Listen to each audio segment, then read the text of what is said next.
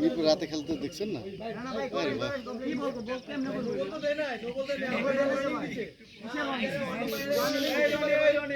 যাও।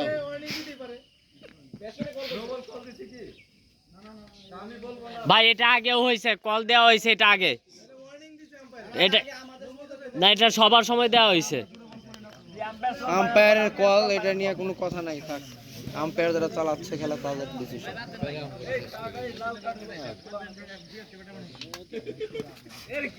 এটা মার রে মুন্না, মায়ের একদম পাড়ায় দিয়ে ফার্স্ট গেট বুঝতে পেরেছি।